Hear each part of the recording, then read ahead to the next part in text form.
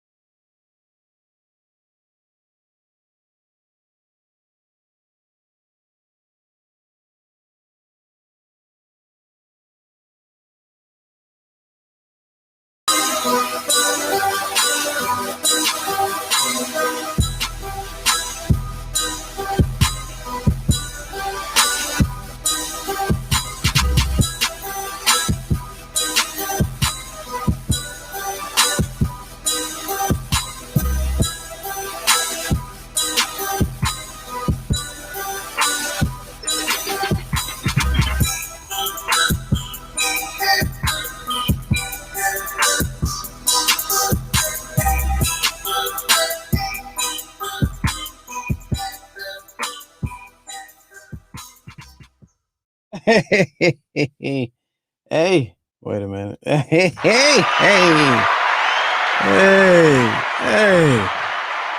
Welcome to the program, ladies and gentlemen. Good to see a lot of y'all on early, man. Welcome. They gave us another one. It's Monday, man. We back at it. Something like a podcast, but live.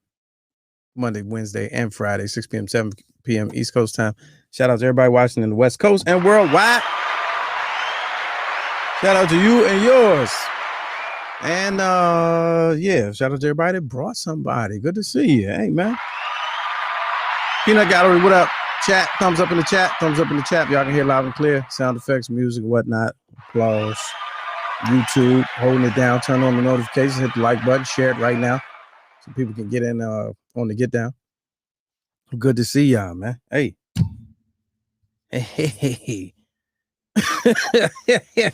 Hold up. That's a cough. Okay, I'm good. All right. Hilarious commentary, trending topics, celebrity guests, and interesting people right here, right now, and broadcasting live from the newly remodeled Drunken Fruit Studios inside the tiny closet command center. I don't care if it is a closet. You still looking mad official. Make sure you send them a shout to. Email for mail, menu or price inquiries. Inquiries at drunkenfruit.com. I just smoked a cigar. Pay me no mind. I went to the range and hit golf balls and smoked the remainder of a cigar that I had that I smoked on Friday with our executive producer for his birthday. Mr. Clarkson in Studio G. He's busy right now. Shout out to John Watson, All Fun and Games, our New York bureau chief. And there's that. All right. So a lot to talk about, man. I was going to take a day off. And then I said, man, it is a lot to talk about. Stuff I don't even want to talk about, but I know y'all do.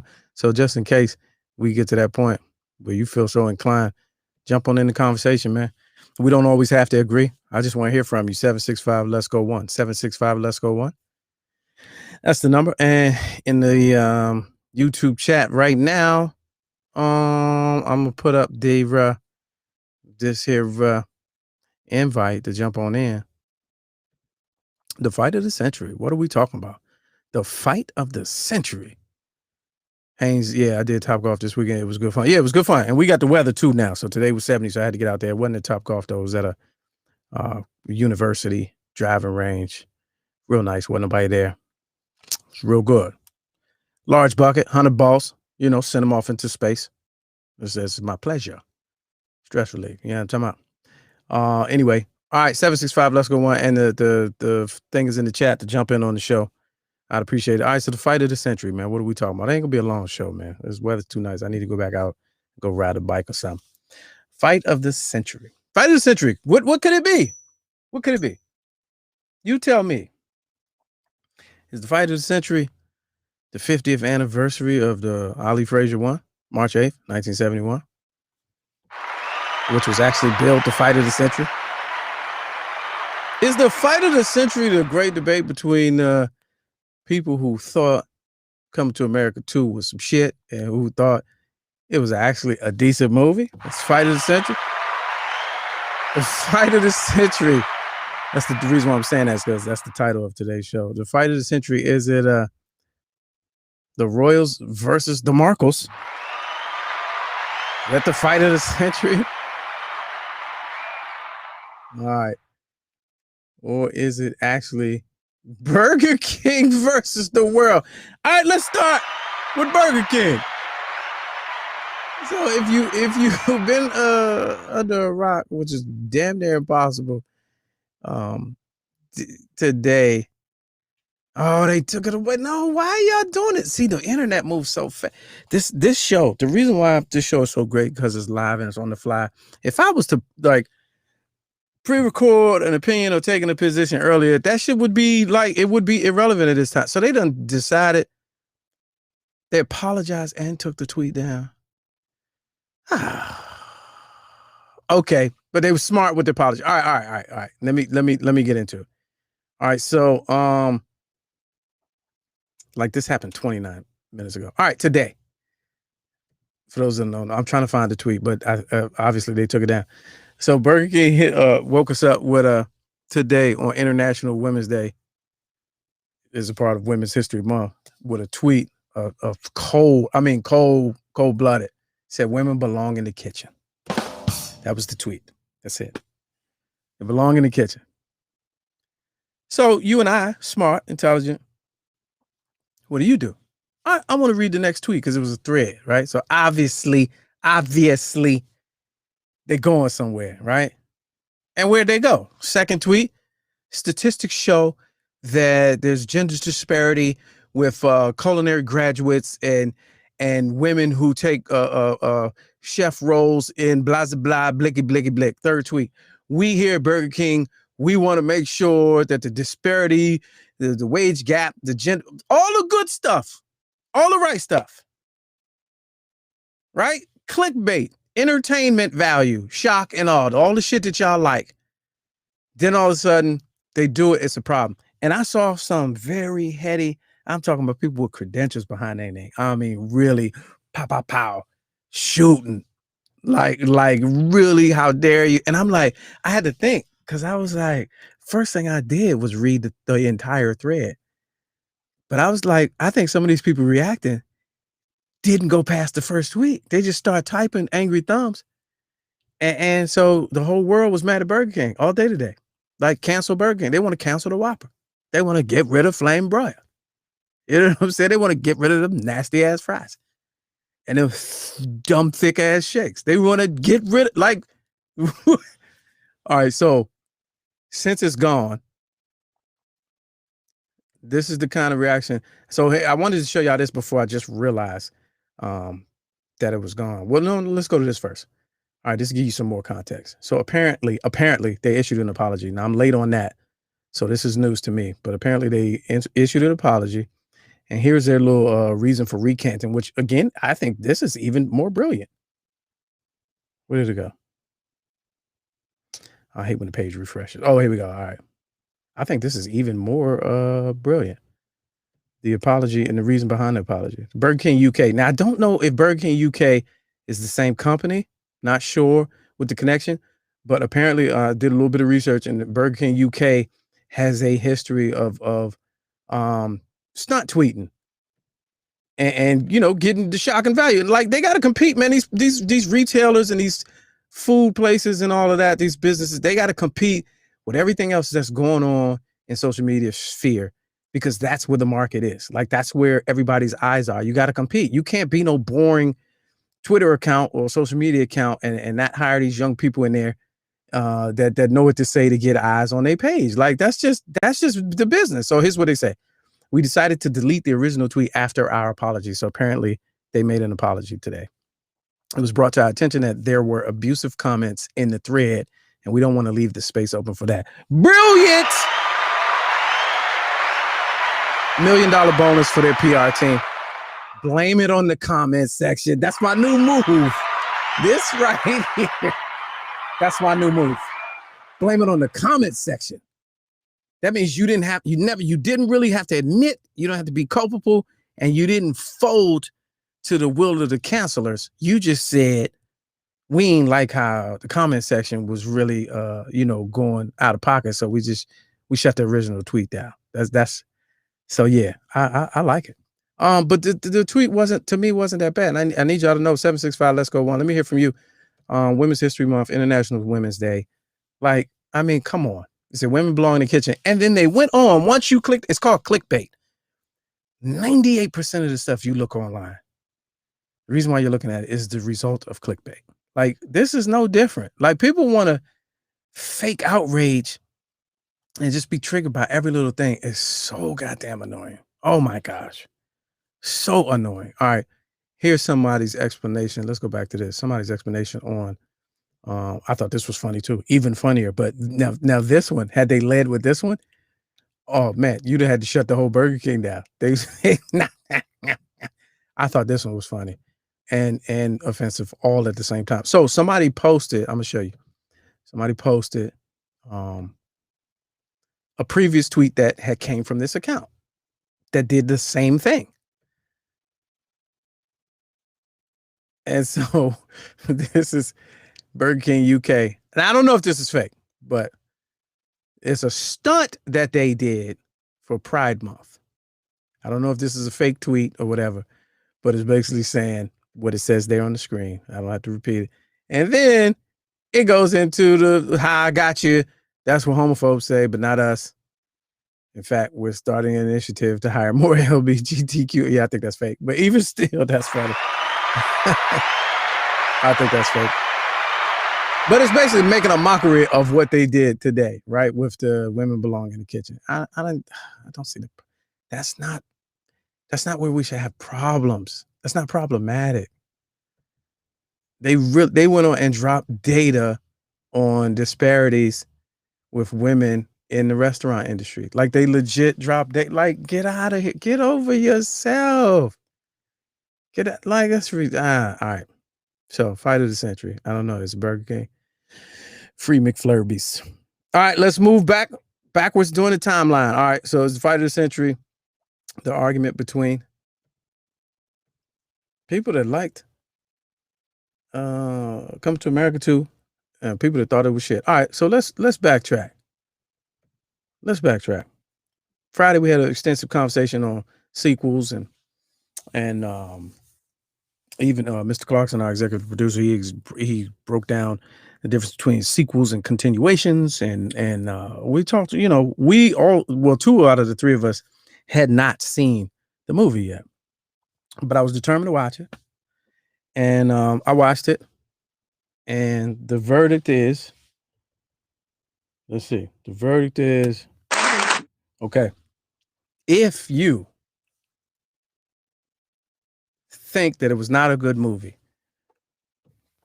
you better shut your white mouth. I'm not kidding you. I'm not kidding you. You better shut your white mouth. I'm not kidding you. The verdict is in for Coming to America 2, man. Good movie. I'm not even gonna say great because y'all gonna get your panties in a bunch. Good movie. It was a good movie. Standalone, good movie. Family. It was PG-13. What did y'all expect? The first movie was R. So just by definition of the rating, it was not going to be the same movie. But it was very refreshing. And it was funny. Like, the people that was like, I ain't laughed one time, you lying. You ain't never met. The barbershop scene alone gave you 2 laughs. You can't. There was some corny, there was slapstick, there was I seen that coming, there was telegraphed, There was Hack. Like that joke's been done 100 times. There was all of that, but you can't say it wasn't funny. There was the moment, the moment the witch doctor shows up on screen, you're laughing. Get out of here. You're not. It's just you're not being real with yourself. You scrutinize into a level of scrutiny that you would not do to no other movie. It was a comedy that paid tribute by continuing the story of a cult classic. It was a good movie. It will go down in history as a genre defining career. It was going to get a Golden Globes and Oscars and Emmys. No. Was it a good movie? Yes. Was it under budget, and did Eddie's own production company double his money? Yes. Was it shot on Tyler Perry studio and in Rick Ross' house? And did we keep it in the family and see some good shiny looks on screen with not one white person needed to carry the plot along, and still a viable global movie with mass appeal? Yes. Get out of here. Y'all tripping. All right, let's go to the phone. Let's go live. Welcome to the program. Hey, this is Brian from Friday. I killed the movie Friday. I didn't watch it again. I didn't. What I did do, for whatever reason, I looked at the rating, saw PG, and I changed my rating from horrible to I just didn't like it. Okay, which is fair. I'll take that. Now we don't. So that's why I said this is the fight of the century, because when we debate music, when we debate TV shows, when we debate music, we've gotten into this habit over the last few years of just condemning the other person to hell because they have a different opinion. And I'm not one of those. So if you didn't like it, that's your right. I can tolerate that more than you saying it was a horrible movie. So I appreciate you upgrading your movie review, Brian. Appreciate that. Hey, one more thing. Yeah. I think with the way the world is today, with all the sensitivity, and I know I'm going to sound like a Neanderthal, but I don't think I'm going to be able to enjoy many comedies because we're so uber sensitive, and we're not trying to step on toes. And I think part of comedy is stepping on toes to awaken people to see the hypocrisy in the world. I don't think we're going to be able to do that anymore. So I might be out of the comedy movie thing. I think I might have to shift, because Eddie Murphy is my favorite celebrity ever. I'm 50, but he's my favorite celebrity ever. And I don't even think we could do Norbit now, because then it'll be the fat shaming conversation, right, and then the nerd shaming conversation. So it's no, that's a very good point. Great show as usual. That's a very good. I appreciate it. Appreciate it. Thanks for the call. Hey, no, that's a hell of a point, though. That's a hell of a point. He said he may not be able to enjoy comedy because of how sensitive the world is, and that's real, and that's why a lot of comedians are having trouble getting back on stage. So here's what's going to happen, Brian. What's going to happen is that material is still getting made. You just going to have to look for it. It won't land in your lap the way it used to. It won't be put out for the masses. It's going to become niche. It's going to become underground, and you're going to have to go look for it until it becomes acceptable again, if ever. That's unfortunate. But also, because I feel you, and I don't think I'm a Neanderthal. I think I'm not that sensitive. But also, what's funny has changed. Like the appetite for funny has changed. Like look, like TikTok. You watch your kids is watching 1,000 TikToks a day, and just and laughing at nothing the entire day, laughing at nothing. You come over their shoulder and be like, what you laughing at? Oh, it's TikTok. Oh, let me see it. And they show you, and you like, okay, at nothing.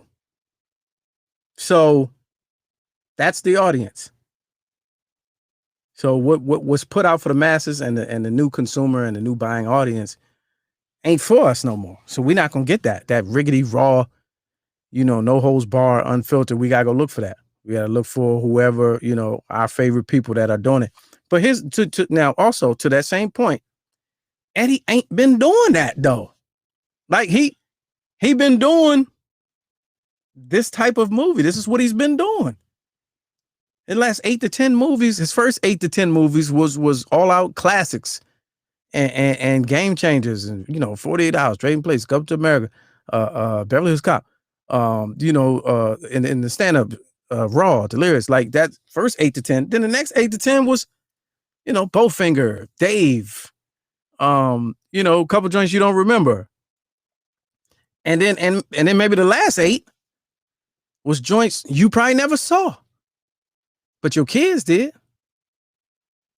So he put out, and I remember I read some years ago when he went through that, he turned that corner, right? He got 11 kids, but his kids were really young, and he was saying it was hard to make movies that he was making because his kids was getting older, and he was feeling some kind of way. He was maturing. So now all his kids is grown, and his daughter was in the job. I just found that out today. I didn't even realize that while I was watching it. His daughter Bella was his middle daughter. So he got grown kids now or whatever, but he's still in the habit of, I had explained this to somebody today. Coming to America, the first one, $60 million budget. He was already a star, but he still had an underground following, right? He got mainstream money to make the movie. The movie became a cult classic, grossed $320 million worldwide, right? It just unprecedented. Changed the game, literally.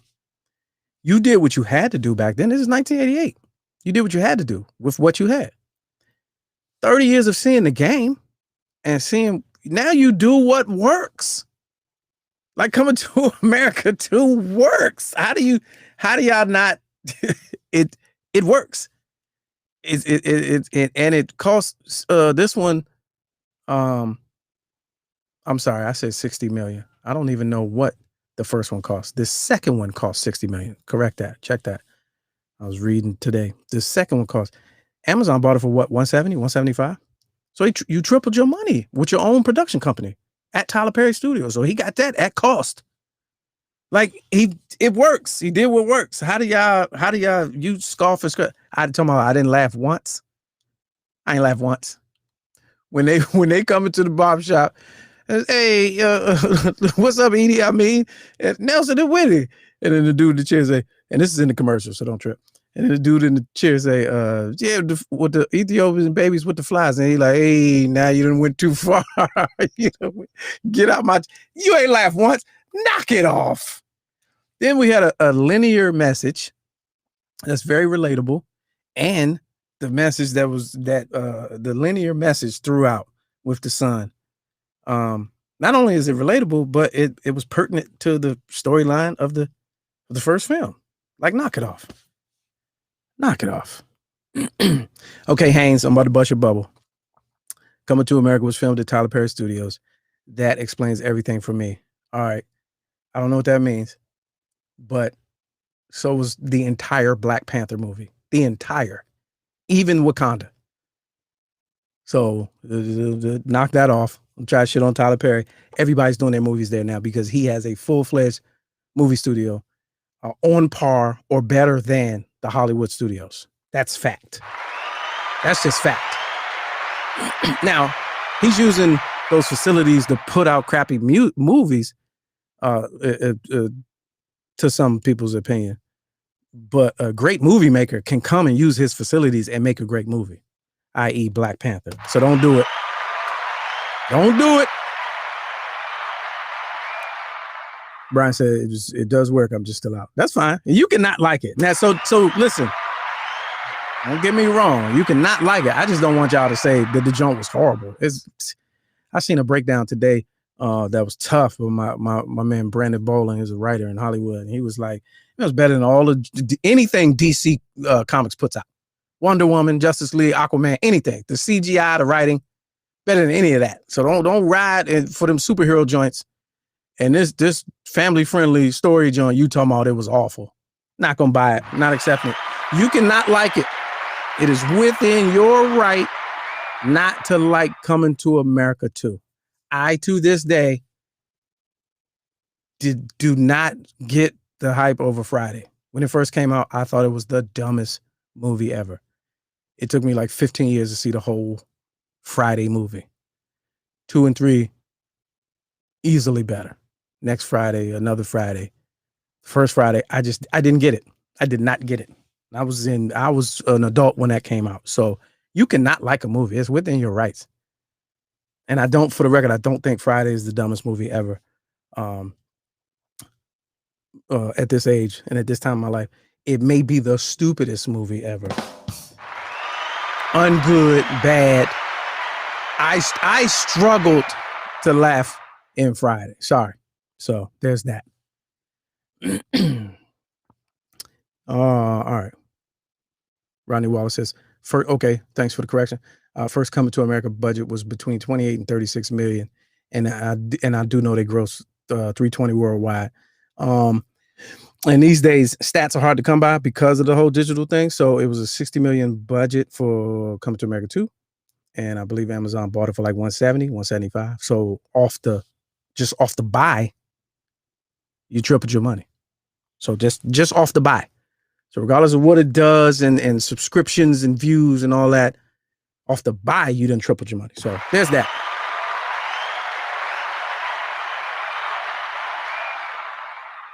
Yeah. Wait a minute. Let me go back to that. Thanks, Rockman. Yeah. You better shut your white mouth. I'm not kidding you. All right, moving on. Fight of the century. Actually, the fight of the century, Muhammad Ali, Joe Frazier. March 8th, 1971. I was watching ESPN2 last night, man. At midnight, they started playing. They did a digitally enhanced version of the fight, which was absolutely awesome. It kind of it's hard to describe. It didn't look like CGI, but it was color corrected, and it was crispy blurry. It was sharp blur. You know those settings you got one of them filters where it's an old film, so it ain't too much you're gonna do with the blurred edges because of the technology, but you can make those blurred edges sharp in a motherfucker. And that's how it was. It was crispy blur. So they had Andre Ward, who's a great boxing analyst and commentator, I think. Anyway, I didn't know he was undefeated and retired. Had him and a couple other people, and they talked their way through the fight. Man, when I tell you, stayed up and watched that whole 15-round epic, I was up for like 3 hours watching that special, man. Fight of the century. Like them the days, man, you wish you was alive for those who are younger than 50. Man, but that's the fight that Frank Lucas and them went with the fur, you know what I'm saying? And you see them old documentaries about who was there. There was a couple of people that were there. They were old as hell, talking old crusty white dudes like, I was right next to Frank Sinatra. They showed Frank Sinatra couldn't get a seat, so he got a little moonlighting part-time gig with Time Magazine taking pictures. So they show him ringside with his elbows on the mat off the camera joint. Probably no film in that motherfucker. Like where are those pictures? Probably no film. You just hustled your way up front, Frankie baby. But when I tell you absolute slugfest, like I had heard that, I heard my pops talking about it. I've seen clips over the years, but never really watched it. It was Ali's comeback, maybe 3 fights in to fresh off his 4-year suspension. And they say he should have took more fights before he got. Of course, he lost. If you know, do the research.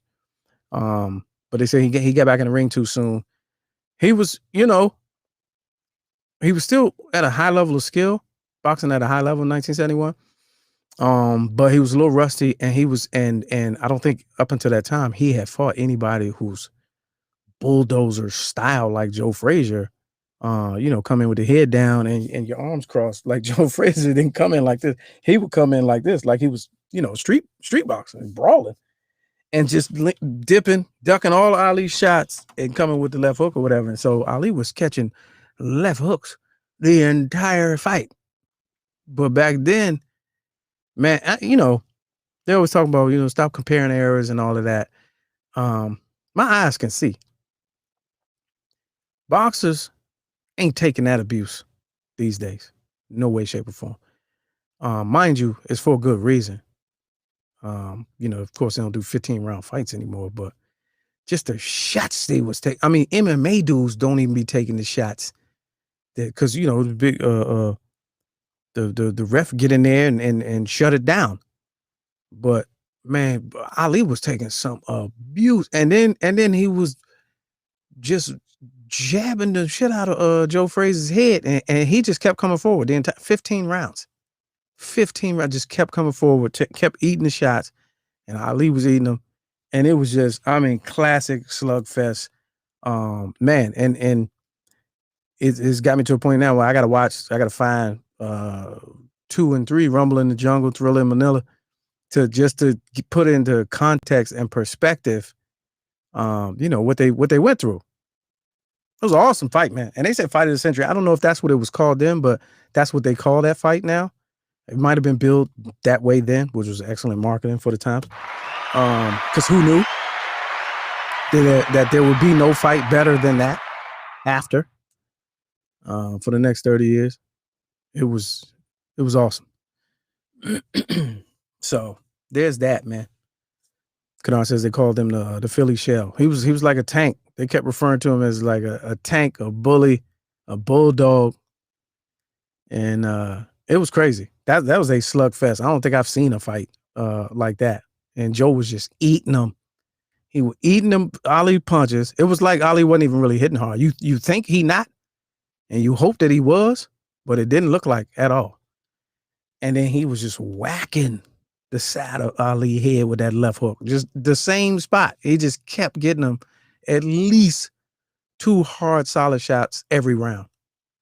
And then, of course, he ended up winning the fight. He knocked Ali down in the last round, and that was it. That knockdown was the difference. But it was crazy. So, fight of the century, man. I like how ESPN did that, paid honor to that. Shout out to that. That's March 8th. So that's actually today. So that was actually today, 50 years ago. So, what up, Peanut Gallery? You still on that? Hank's still on. It said, "Come to America" seems like a Tyler Perry movie, and it was still good. Like it definitely had a feel, and it was still good. As bad as some Tyler Perry movies are, they're still not unwatchable. You still watch them. I really just don't think. Now, again, now I'm going back. We offered a fight of the century, but I'm going back. You're within your rights, people, to not like it. You cannot enjoy it. But I'm not gonna let you say it was a bad movie. Just can't let you do it. Can't let you do it. I'm not gonna let you say you got triggered by something in Coming to America too. That it just don't make sense. You got triggered.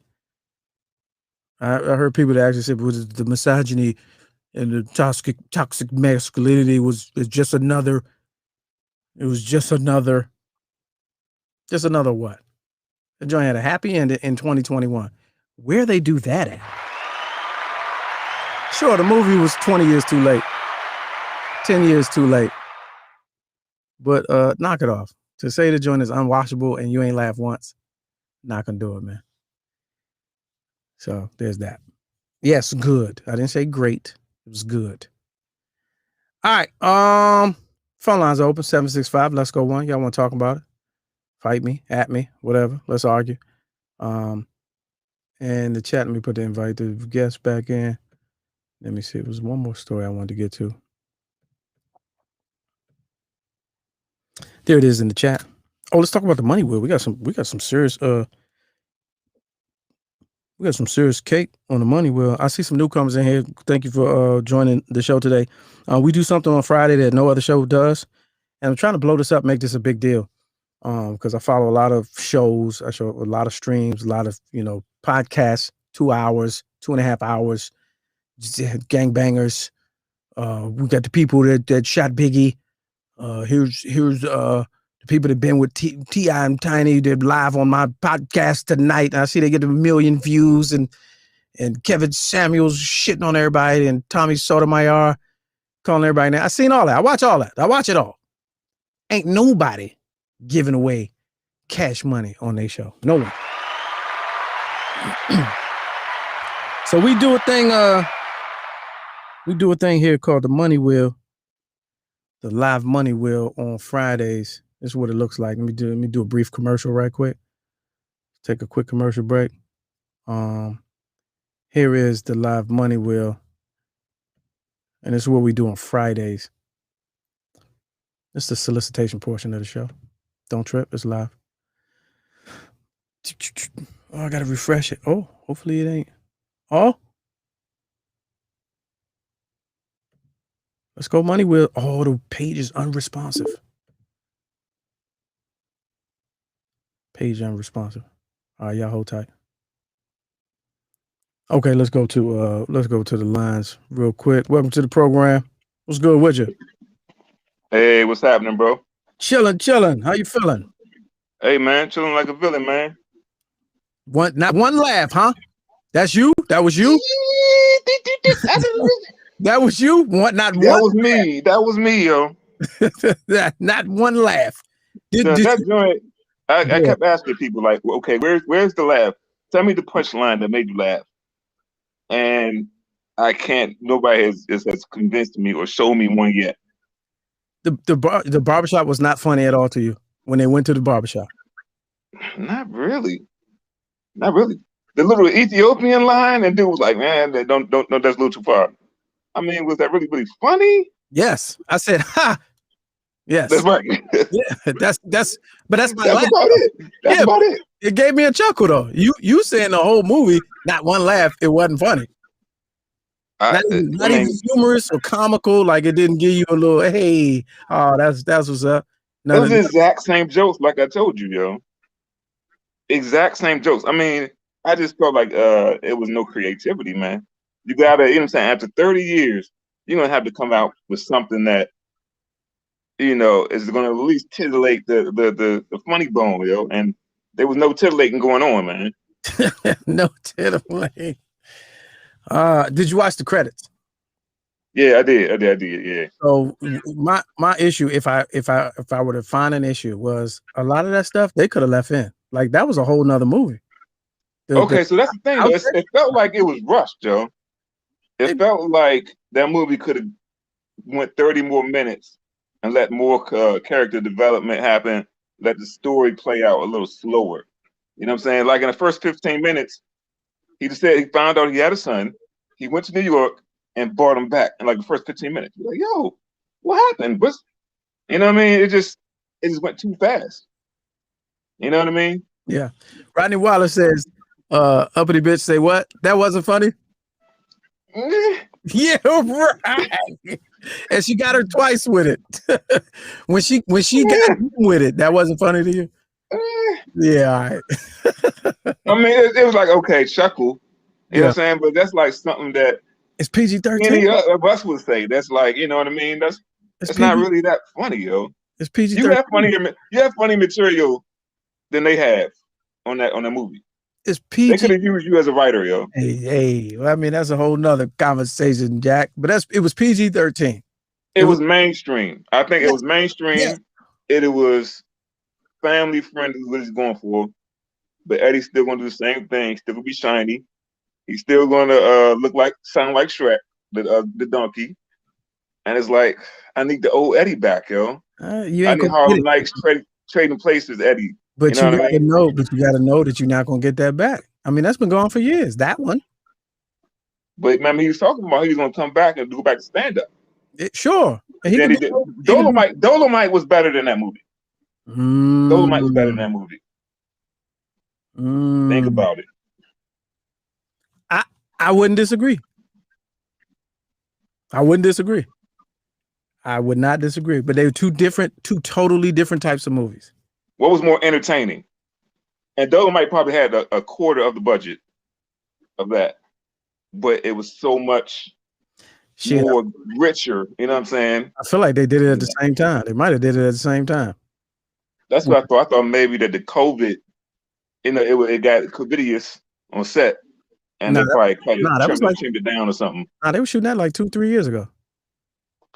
I think they got Wesley Snipes for the 2-for-1, and I think they were shooting that around the same time. I really do. Well, they're coming out with a primetime show. They're trying to develop a primetime Coming to America. Now I don't know if I'll be in favor of that. I don't know if I'll speak highly of that. Yeah. You know who's on it. You know what I mean? A sitcom? Yeah, sitcom. Yeah. Well, let's go to a caller real quick. Welcome to the program. Let's go live. Hello, how are you? Good. All right, so I spoke to you Friday about watching it, and I told you how Karen negative reviews influenced me. Mm-hmm. So I watched it. It had its funny moments. I think I laughed more on the nostalgia. But my biggest issue was I feel that they used 200 people to do what 20 people could have did. Oh, jeez. It was a lot of people. I feel people were miscast. I feel Rukmini could have played the son. And what else? There was one more thing. My biggest issue was how they did Vanessa Bell Calloway. They did her dirty. Did they do her dirty? They included her. The woman. She had the lightest cameo I ever seen, yo.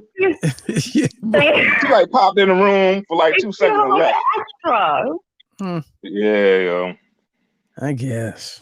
No. Yeah. But it had its funny moments. It was all right. I won't complain. I won't complain about a black production. So. Right. 200 people. That's 200 people working. You know what I'm saying? That's how I look at it.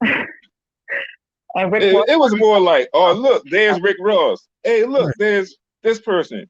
Hey, look, that's Salt and Pepper. Hey, it was like that. Like that was the cameos. That's what it was all about. But as far as just being straight up funny, nah, I can't see it. I can't see it. It's a no for me, dog. They use the old script all over again. Like basically, I feel like they want this version of Coming to America to be a classic for this generation. Yes, the way the original was to us. Yes, but you can't. It's like magic in a bottle or lightning in a bottle or whatever. You can't reproduce that. Yeah. All right, I appreciate your call. Thanks for watching the show. All right, let's go out west. What's good with you? Welcome to the program. Let's go live. What's up, Lamont? What's up with you? Ron. Yeah, I watched it this weekend, with my wife and everything. I gave it a B and she gave it an A, Then I watched it again and I said, okay, I can see why you did that, So did your grade change? Did your grade change? Did your grade change? Yeah, well, yeah, I put it up to a B. It's still a B, but it's a B plus. Yeah. You know what I mean? So what was the joke for you? What was the funny joke to you? Took too long. Took too long already. It's a delay. It's a delay. Go ahead. It wasn't even a joke for me because movies ain't even funny to me no more, like they were when I was younger. But it was just the nostalgia of having a movie made, period, like Lamont said.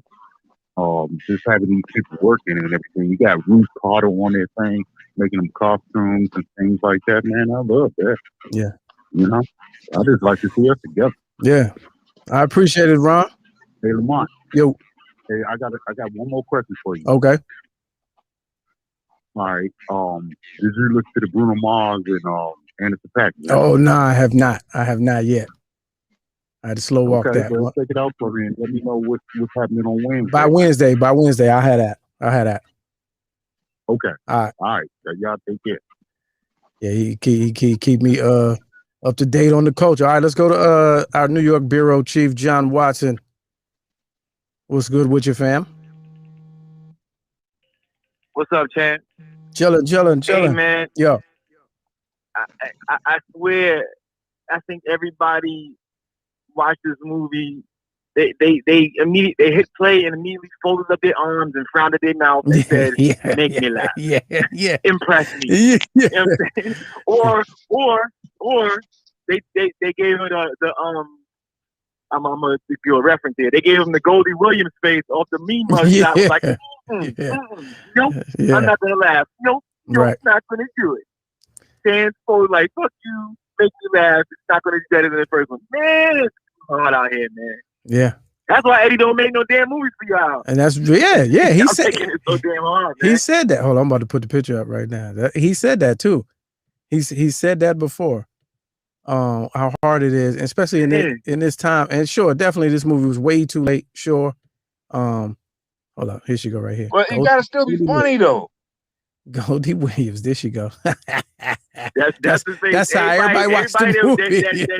Everybody watches it just like that. Like, nope. Yeah. You know what I'm saying? So Tech, I watched it. You know what I'm saying? I was more nervous watching it. Like, I feel like I gotta watch it again because, like, I do too. I was just watching it so nervous.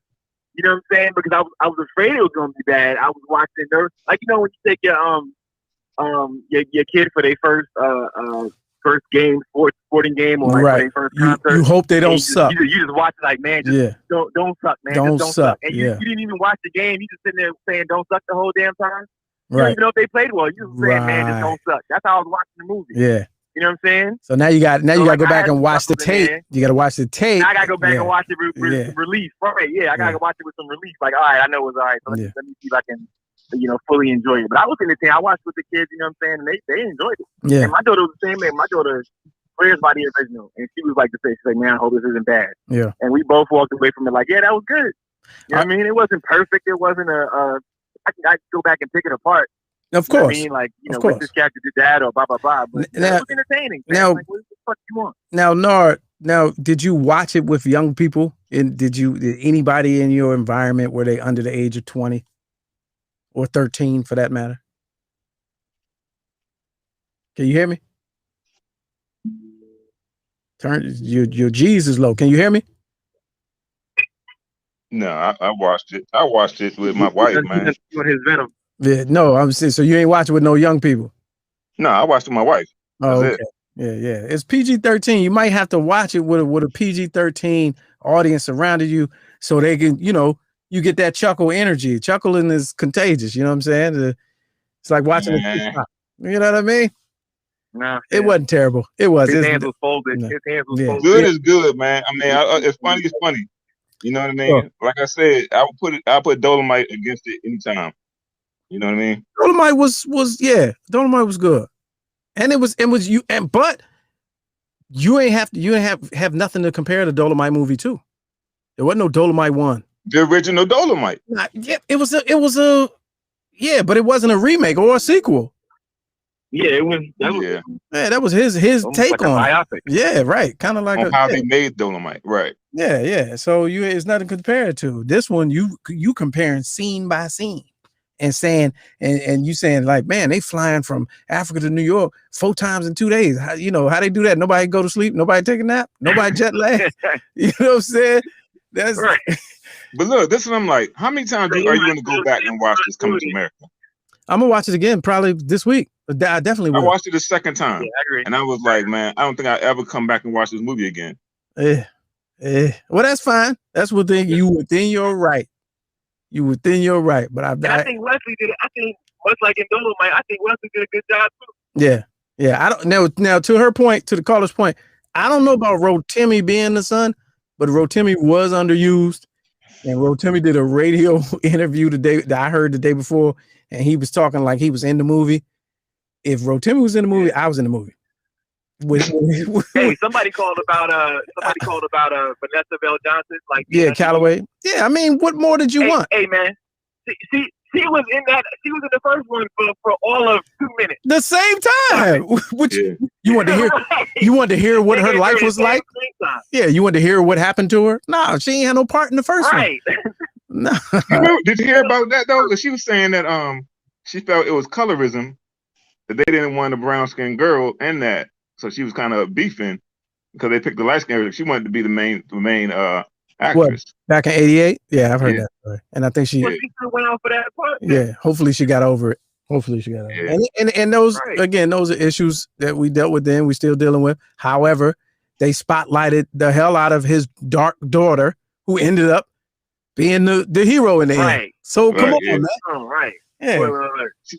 Now, okay, I can think of one laugh I had when Hold on, John. Tiana Taylor was like doing a little dog bark at somebody. Right. You thought what? That was kind of funny. That was funny. Tiana Taylor's part was funny to you. Yeah. Okay. All right. That chuckle, that was a little chuckle right there. It's time for me to hang up on somebody today, and you're it. For that. Yeah, for that you're out. Yeah, for that. Wait a minute. You're out. I got this No for way. you. I got this. That's what you're doing.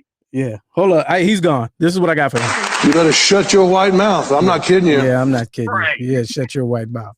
Get out of here. She was the most non-factor person in the movie. Right.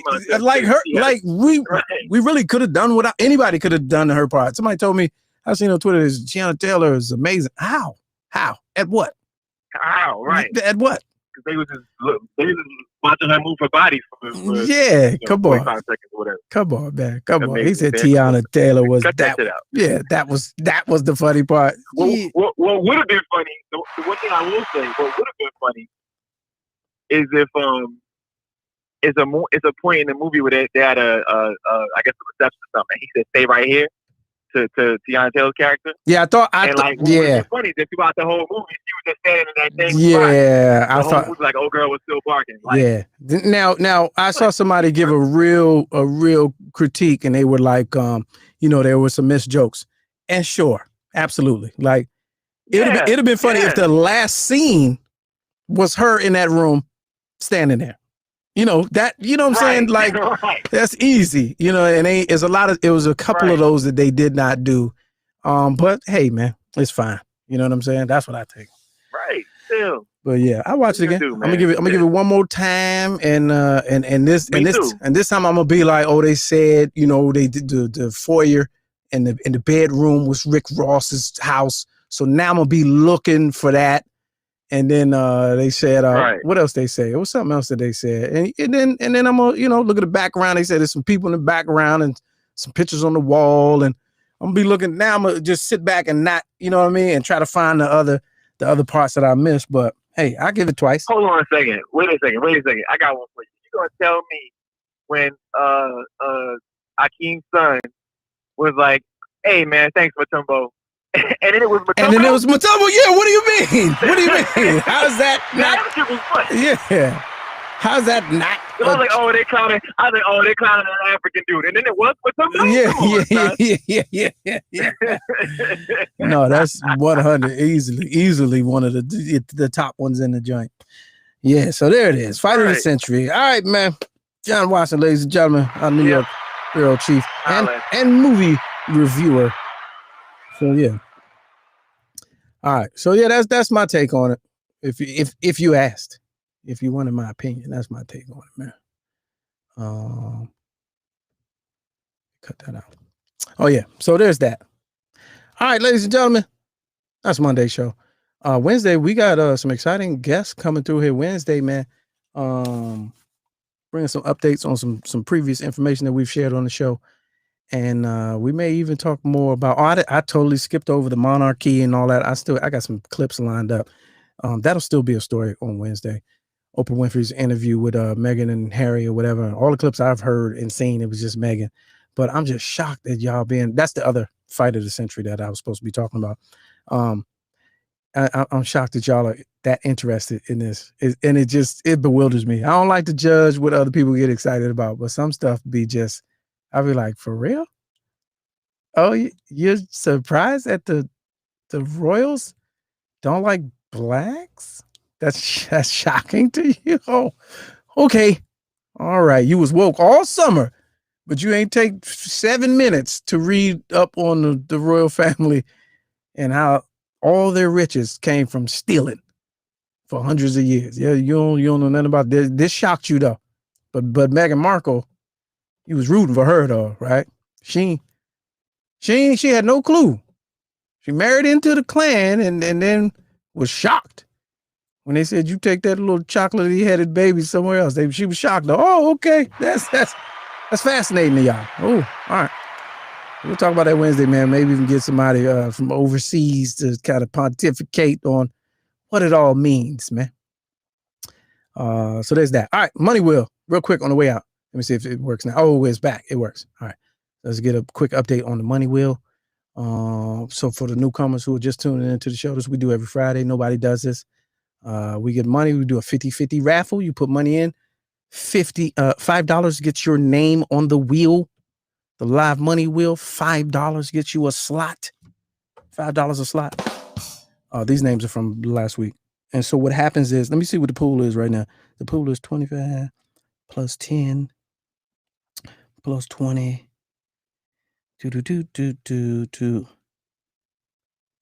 And we pushed the pool from last week because last week we did not get a winner. And the Peanut Gallery, aka the YouTube chat, voted to push it to this week. So we was working with like $145 last week, which would be split. Oh, I didn't even add it up yet. All right, it's gonna be like $165 this week, maybe possibly more. So you too can put something on the money wheel. $5 gets you a slot. Half of the money goes to the winner, and the other half goes to production costs of the show. Cash App, Let's Go Live Show. Let's Go Live Show, the only show on the internet that's giving away free money in real time, live cash. You must be present to window. So what we do is we ask you to call in or show yourself on screen. You can get that money, and I send it right over to you on Cash App, man. Real. You know what I mean? So let's do it. All proceeds and donations need to be in by Thursday evening. We don't take no money on Friday. And that's it. That's the money wheel. And it's like this, digital. All right, I'm going to do a quick spin, right? This is last week's wheel. Quick spin. No hands. It's all digital. I ain't manipulating. You know what I'm saying?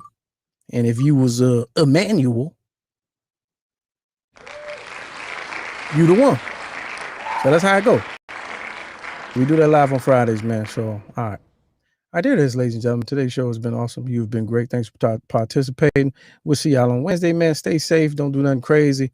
And, hey, man, 765-LET'S-GO-1 is the number. You can call, leave a message after hours. And we'll take the message, play it on air, discuss it. Be ready to discuss, man. We'll see y'all on Wednesday. All right. Holla at you.